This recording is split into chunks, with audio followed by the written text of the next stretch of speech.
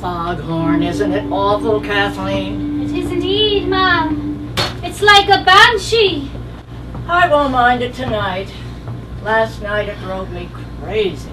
I lay awake worrying until I couldn't stand it anymore. Bad cess to it. I was scared out of my wits riding back from town. I thought that ugly monkey Smythe would drive us in a ditch or against a tree. You couldn't see a hand in front of you. I'm glad you had me sitting back with you, ma'am. If I'd been in front with that monkey, he can't keep his dirty hands to himself. Give him half a chance and he's pinching me on the leg. Or you know where. Asking your pardon, ma'am. But it's true. It wasn't the fog I minded. I really love fog. They say it's good for the complexion. It hides you from the world and the world from you. It feels as if everything has changed and nothing is as it seemed to be. No one can find or touch you anymore. I wouldn't mind so much if Smythe were a fine, handsome man like some chauffeurs I've seen. If it was all in fun, for I'm a decent girl.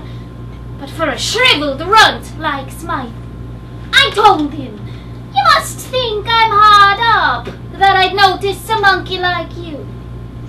I warned him. One day I'll give a clout that'll knock him into next week, and so I will. It's that foghorn that drives me crazy. Won't leave you alone. Always reminding you, warning you, calling you back.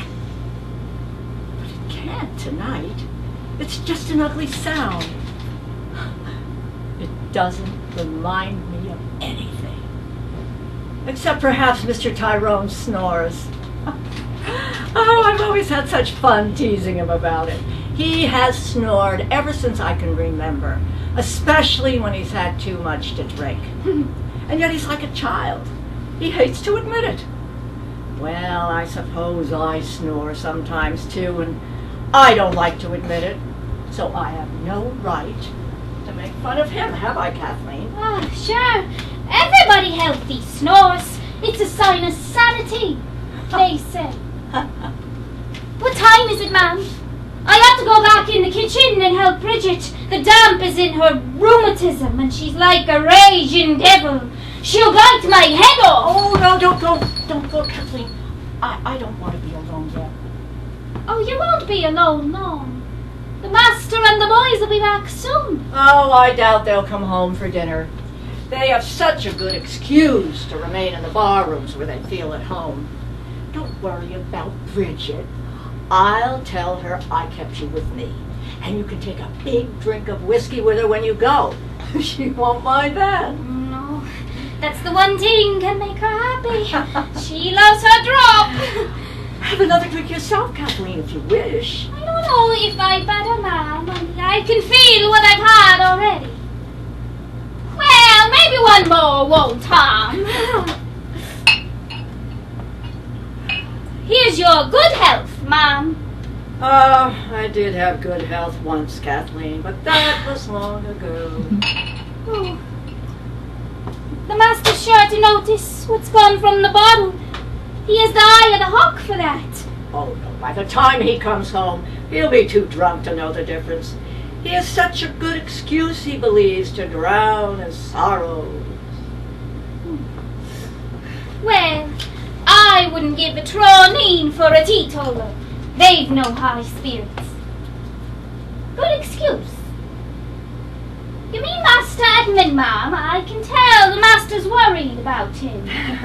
Don't be silly, Kathleen. Why should he? A touch of grip is nothing. And Mr. Tyrone is never worried about anything but money and property and the fear that he'll end his days in poverty. I mean, deeply worried. Because he really cannot understand anything else. Oh, my husband is a very peculiar man, Kathleen. Well, he's a fine, handsome gentleman, all the same, ma'am. Never mind his weakness. Oh, I don't mind. I've loved him dearly for 36 years. That proves that I know he's lovable at heart and can't help being the way he is, doesn't it? That's right, ma'am. Love him dearly, for any fool can see he worships the ground you walk on. Speaking of acting, ma'am, how is it that you never went on the stage? I? What put that absurd idea in your head? I was brought up in a respectable home and educated in one of the best convents in the Middle West. Before I met Mr. Tyrone, I hardly knew there was such a thing as a theater. I was a very pious girl. I even dreamed about becoming a nun. I never had the slightest idea or desire to be an actress. Well, I can't imagine you a holy nun, ma'am. Sure, you never darkened the door of a church. God forgive you. I never felt at home in the theater, even though Mr. Tyrone has made me go on all his tours with him. I had nothing to do with the people in his company or anyone else on the stage. Not that I had anything against them. They were always very kind to me and I to them. I just never felt at home with them. Their life was not my life. It has always stood between me and, oh, let's not talk about old things that couldn't be helped. My, how thick the fog is. I can't even see the road. All the people in the world could pass by and I would never know. I wish it was always like that. It's getting dark already. Soon it will be night, thank goodness. It was kind of you to keep me company this afternoon, Kathleen. I would have been lonely driving uptown alone. Oh, sure, wouldn't I rather ride in a fine automobile than sit here and listen to Bridget's lies about her relations? It was like a vacation, ma'am. There was only one thing I didn't like. And what was that, Kathleen? The way the man in the drugstore acted when I took in the prescription for you. The impudence of him. What are you talking about? What drugstore? What prescription? Oh, but of course I'd forgotten. The medicine, the rheumatism in my hands. What did the man say, Kathleen? Not that it matters as long as he filled the prescription. Well, it mattered to me then. I'm not used to being treated like a thief.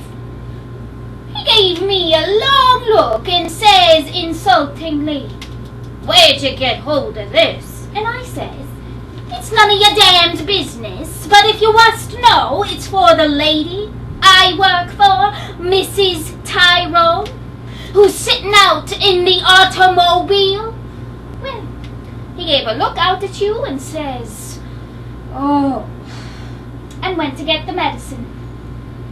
Yes, he knows me. Special kind of medicine. I have to take it because there is no other that stops the pain. I mean, all the pain. In my hands. Poor hands. Who would ever believe that they were once one of my good points? Along with my eyes and my hair, and I had a fine figure too. They were musicians' hands. I used to love to play the piano.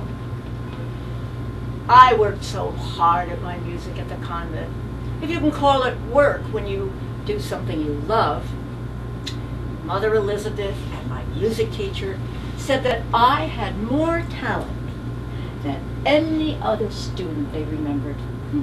My father paid for special lessons. He spoiled me. He would have done anything I asked. He would have sent me to Europe to study after I graduated from the convent. Oh, I might have gone if I hadn't fallen in love with Mr. Tyrone. Or I might have become a nun.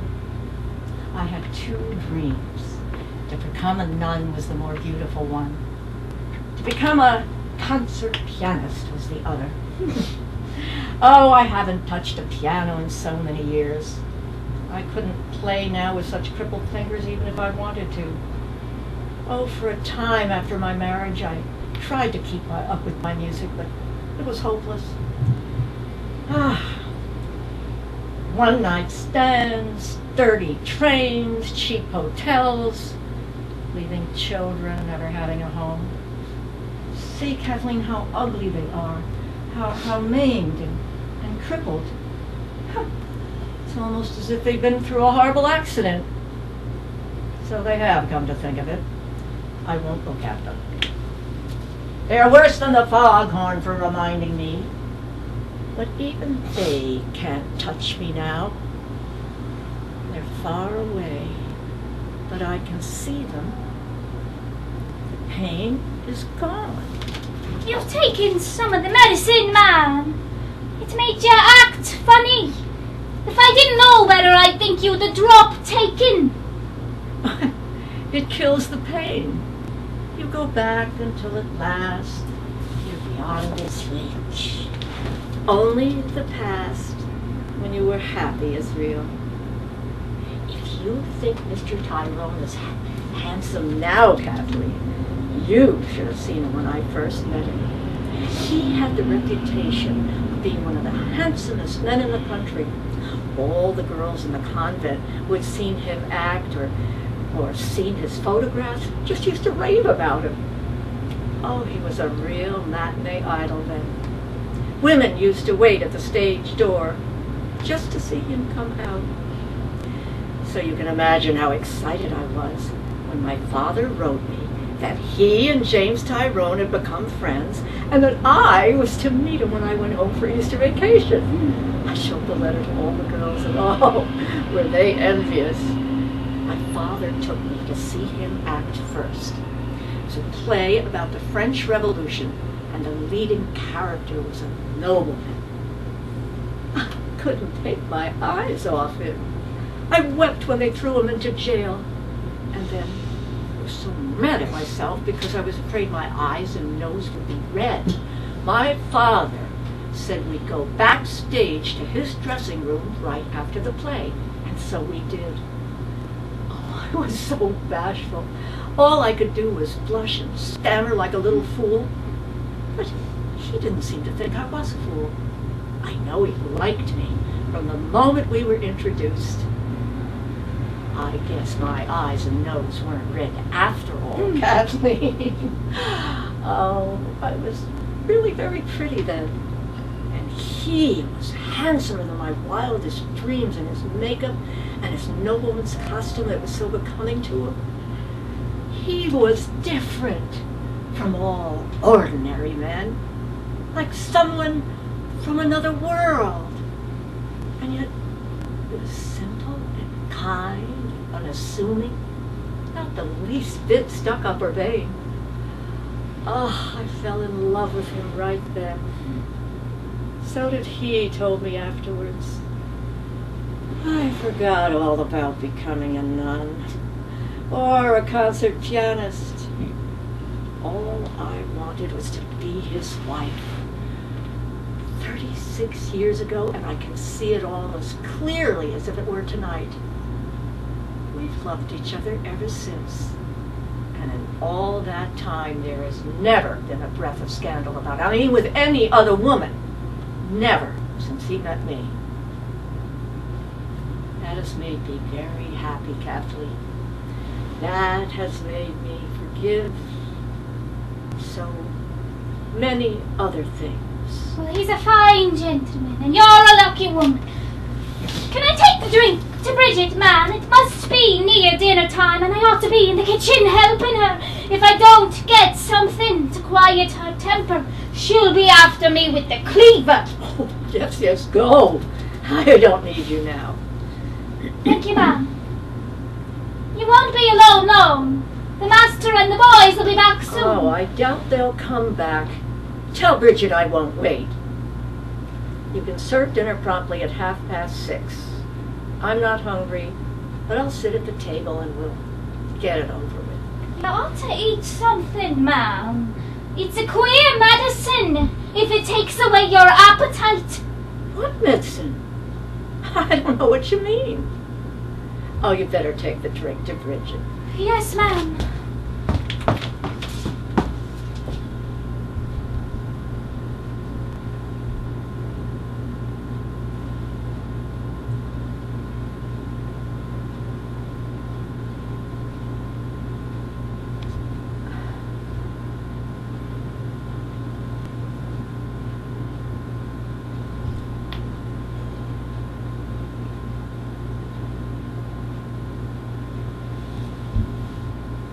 You're a sentimental fool. What's so wonderful about the first meeting between a silly romantic schoolgirl and a matinee idol? You were much happier before you even knew we existed. In the convent, when you used to pray to the Blessed Virgin.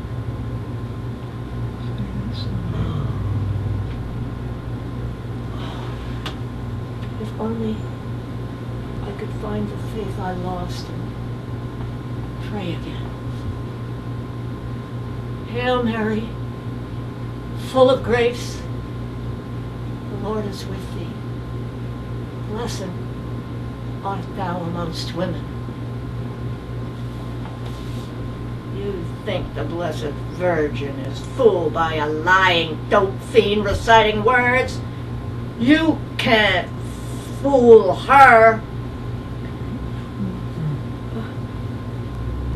I better go upstairs. I haven't taken enough. When you first start again, you don't know exactly how much to take.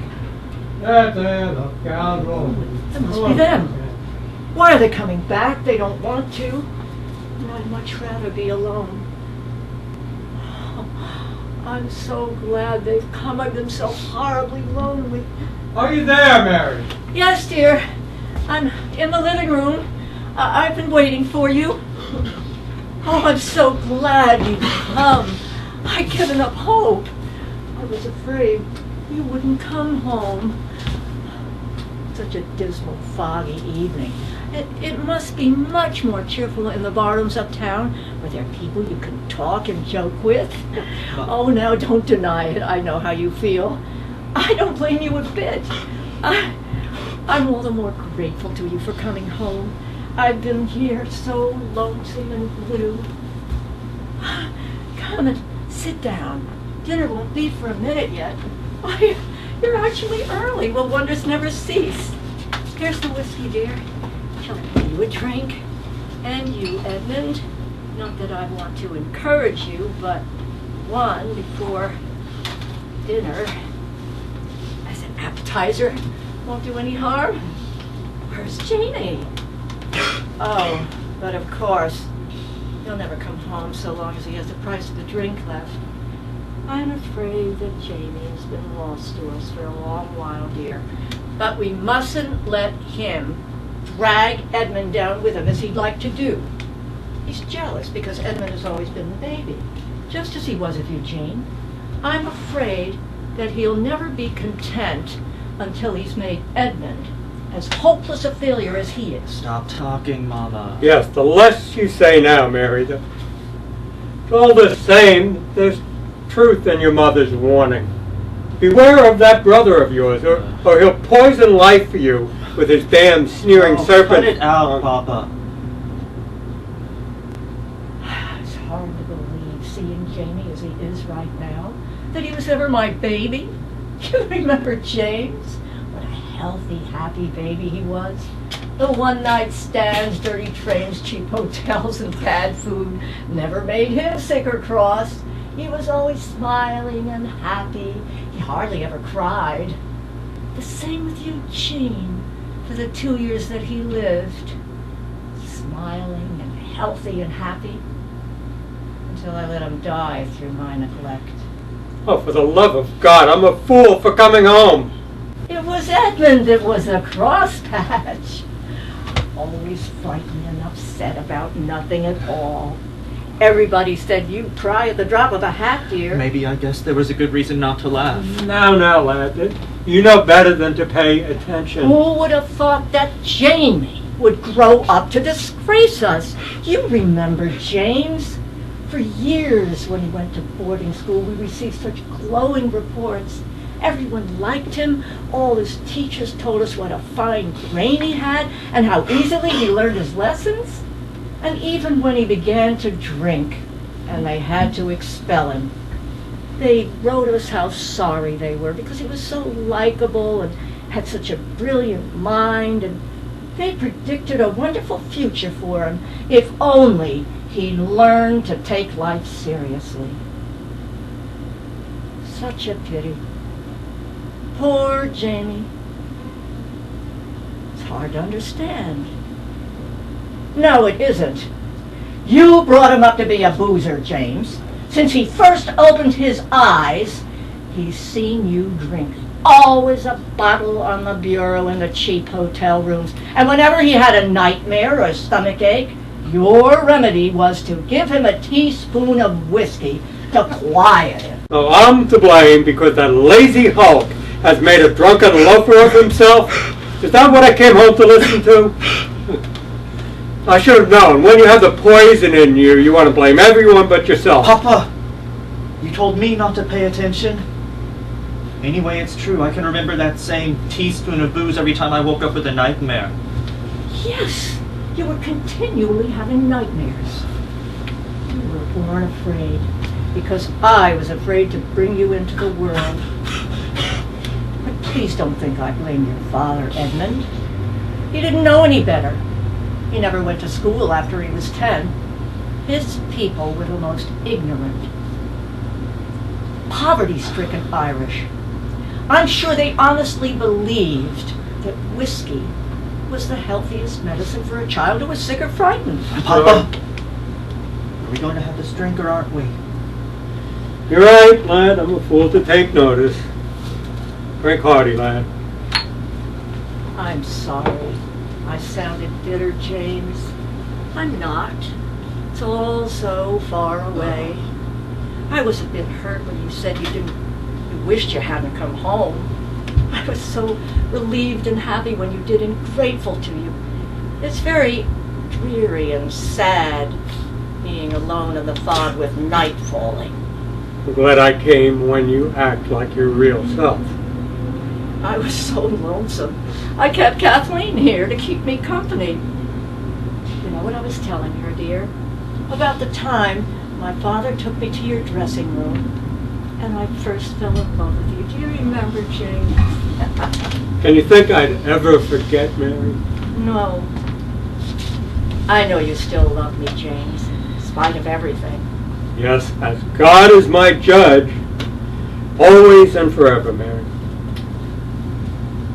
And I still love you, dear, in spite of everything.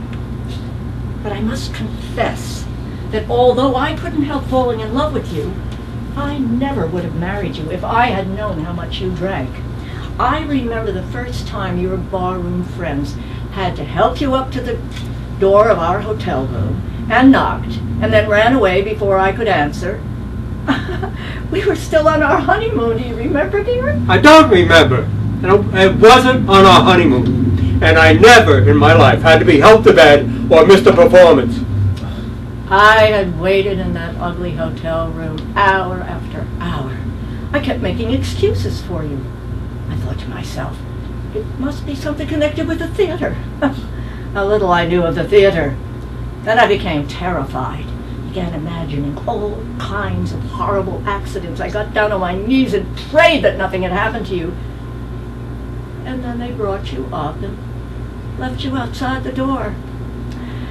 I didn't know how often that was to happen in the years to come, how many times I was to wait in ugly hotel rooms. I became quite used to it. Christ, no wonder. When is dinner, Mama? It must be time. Yes, it must be, let's see. Mary, can't you forget? No, dear. But I forgive. I always forgive you. So don't look so guilty. I'm sorry I remembered out loud. I don't want to be sad, and I don't want to make you sad. I only want to remember the happy part of the past. Do you remember our wedding, dear? Wedding? Oh, I'm sure you've forgotten what my wedding gown looked like. Men don't notice such things. They don't think they're important. But it was important to me, I can tell you. How I fussed and worried. I was so excited and happy. My father said I could buy anything I wanted, never mind the cost. The best is none too good. I'm afraid he spoiled me dreadfully. My mother didn't. She was very pious and strict. I think she was a little jealous. She didn't approve of my marrying, especially an actor.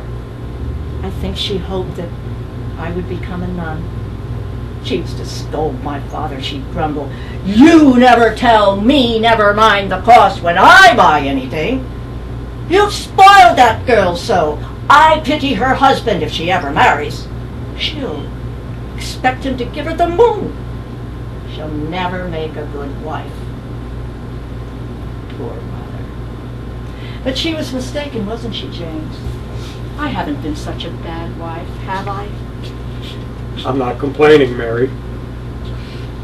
At least I've loved you dearly and done the best I could under the circumstances. Oh, that wedding gown was nearly the death of me, and the dressmaker too. I was so particular. Oh, it was never quite right. At last she said she wouldn't touch it anymore, or she might spoil it. So I made her leave so that I could be alone to examine myself in front of the mirror. Oh, I was so pleased and vain.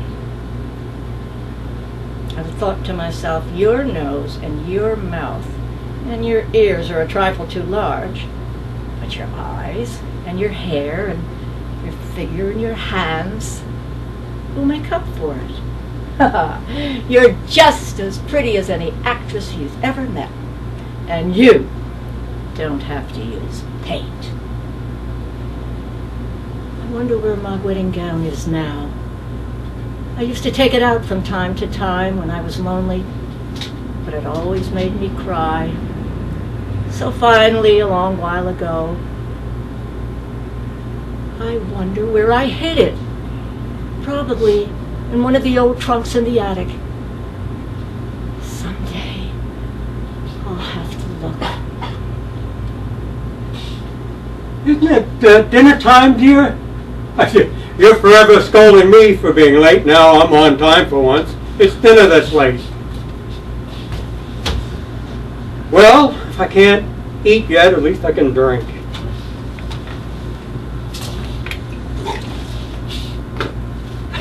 Who's been tampering with my whiskey? The damn stuff is half water. Jamie's been away, and he would never overdo his trick like this anyway. Any fool could see that. Mary, answer me. I hope to God you haven't taken a drink. Shut up! You treated Kathleen and Bridget, isn't that it, Mama? Yes, of course. They work hard for low wages. I'm the housekeeper. I have to keep them from leaving. And besides, I wanted to treat Kathleen because I had her drive uptown with me and sent her in to get my prescription filled. For God's sakes, Mama, you can't trust her. Do you want everyone on earth to know? Know what? That I suffer from rheumatism in my hands and that I have to take medicine to kill the pain? Why should I be ashamed of that? I never knew what rheumatism was until you were born. Ask your father. Pay her no mind, lad, when she gets to the stage where she's using the same old crazy excuse about her hands. She's gone far away from us. I'm glad you realize that, James. Now perhaps you'll give up trying to remind me you and Edmund. Why don't you light the light, dear? It's getting dark. I know you hate to, but Edmund has proved to you that one bulb burning doesn't cost much. There's no sense letting your fear of the poorhouse make you too stingy. I never claimed that having one bulb on cost much. It's having them on, one here, one there, that makes the electric light company rich. But I'm a fool to talk reason to you.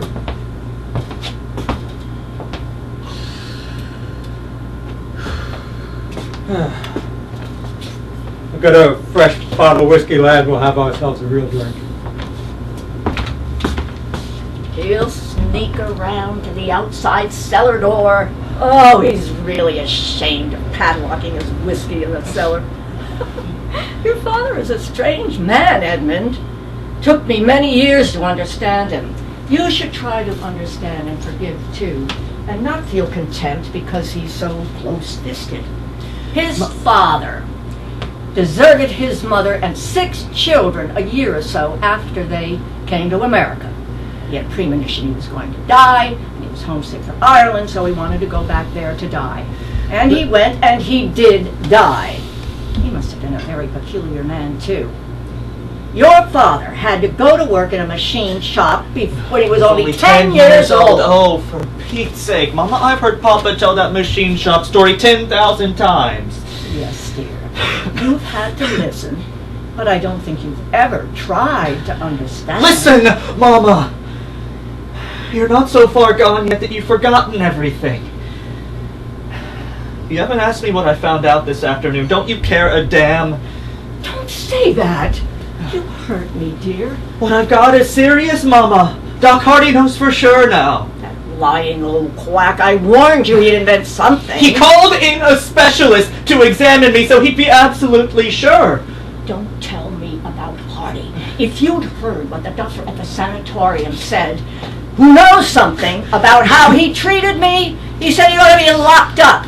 He said it was a miracle that I hadn't gone mad. I said I had once. That time I came down on my night dress to throw myself off the dock. You remember that, don't you? And you want me to pay attention to Dr. Hardy? Oh, no. I remember, all right. It was right after that Papa and Jamie decided they couldn't hide it from me anymore. Jamie told me. I called him a liar. I tried to punch him in the nose, but I knew he wasn't lying. Oh, don't. My baby. You hurt me so dreadfully. I'm sorry, Mama. It was you who brought it up. Listen, Mama. I'm going to tell you whether you want to hear it or not.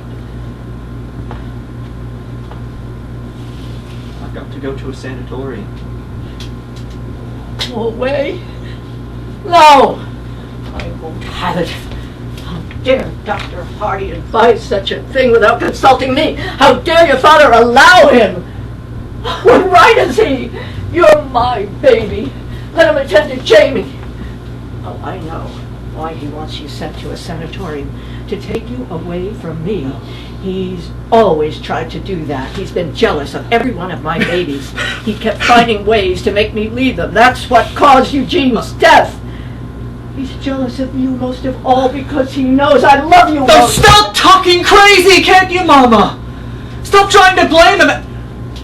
And why are you so against my going away now? I've been away a lot, and I've never noticed it broke your heart. You're not very sensitive after all. You might have guessed, dear, that once I knew that you knew about me, I had to be glad that you were where you couldn't see me. Mama, don't. All this talk about loving me, and you won't even listen when I try to tell you how sick I am. Well, that's enough. I don't care to hear, because I know it's only Dr. Hardy's ignorant lies. You're just like your father, dear. You love to make a scene out of nothing, so you can be dramatic and tragic. If I gave you the slightest encouragement, you tell me next you were going to die. People do die of it. Your own father died. Why do you mention him? There's no comparison at all with you. He had consumption. I hate you when you become so gloomy and morbid.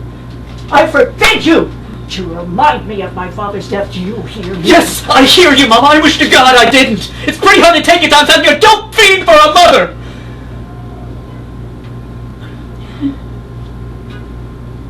Forgive me, Mama.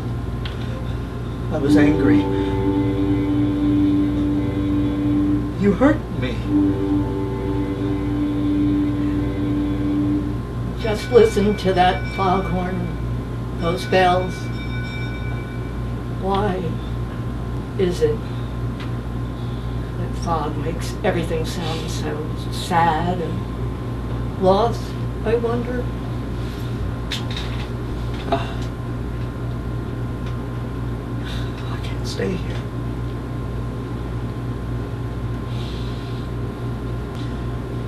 I don't want any dinner.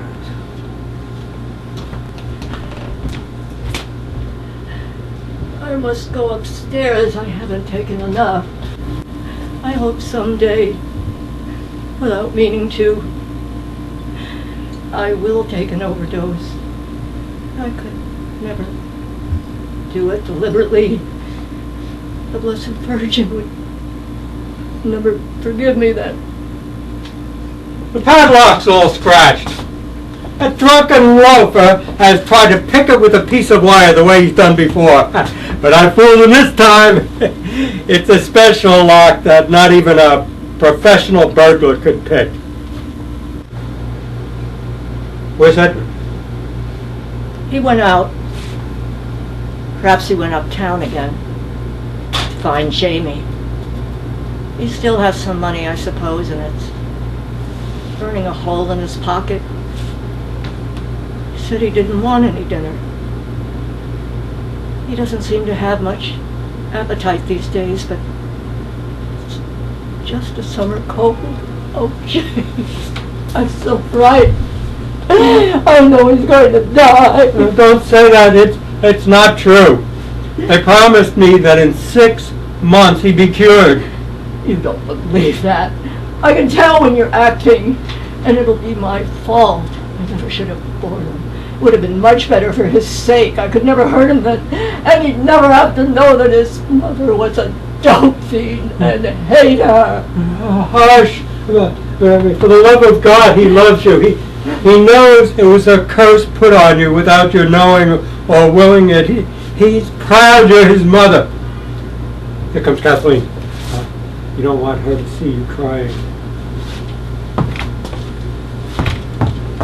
Dinner is served, sir. Dinner is served, ma'am. Well, so you're here, are you? Won't Bridget be in a rage? I told her the madam said you wouldn't be home. Well, don't be looking at me that way. If I've a drop taken, I didn't steal it. I was invited.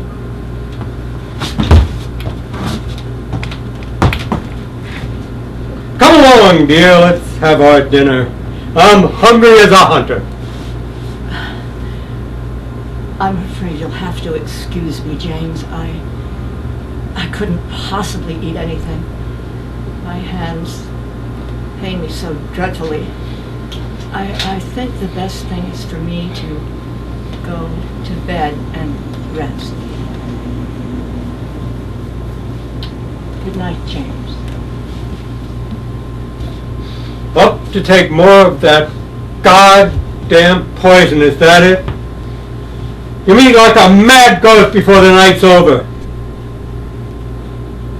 I don't know what you're talking about, James. You say such mean, bitter things when you're drunk. You're as bad as Jamie or Edmund.